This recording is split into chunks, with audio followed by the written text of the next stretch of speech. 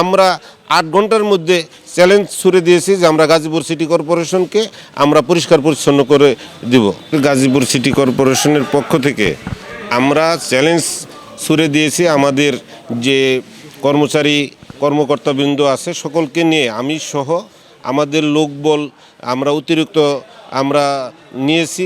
সেখানে প্রায় 1000-1200 লোক এই গাজীপুর সিটি কর্পোরেশনে ঈদের দিন থেকে আগামী 3 দিন এই পরিষ্কার পরিচ্ছন্নতার কাজ করবে। মাননীয় প্রধানমন্ত্রী নির্দেশ দিয়েছেন 12 ঘন্টার মধ্যে কুরবানির বজ্র এটা সম্পূর্ণরূপে পরিষ্কার করতে হবে। আমরা 8 ঘন্টার মধ্যে চ্যালেঞ্জ ছুড়ে দিয়েছি যে আমরা গাজীপুর সিটি কর্পোরেশনকে আমরা পরিষ্কার পরিচ্ছন্ন করে দিব। আমরা পরিষ্কার পরিচ্ছন্ন কর্মীদের জন্য যে 3 দিন এরা কাজ করবে এই জন্য আমরা অতিরিক্ত 3 দিনের বেতন দিচ্ছি এবং তাদের 2 বেলা খাবারের ব্যবস্থা করছি এবং আগামীকালকে আমরা তাদের জন্য 2 বেলা করে এই 3 দিন খাবারের ব্যবস্থা করেছি এবং গরু কুরবানি দিয়ে তাদেরকে আমরা 3 কেজি করে গরুর মাংস দিচ্ছি গাজীপুর সিটি কর্পোরেশনের পক্ষ থেকে।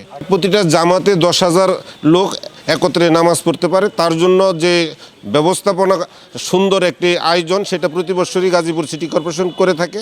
এবারও আমরা গাজীপুর সিটি কর্পোরেশনের পক্ষ থেকে একটি সুন্দর ব্যবস্থাপনায় যাতে নামাজ পড়তে পারে, এখানে যত ঝড় বৃষ্টি রৌদ্র খরতাপ যাই থাকুক না কেন খুব আরামদায়ক একটি পরিবেশে এখানে নামাজের সুব্যবস্থা গাজীপুর সিটি কর্পোরেশন সবসময় করে থাকে, এবারও আমরা করছি।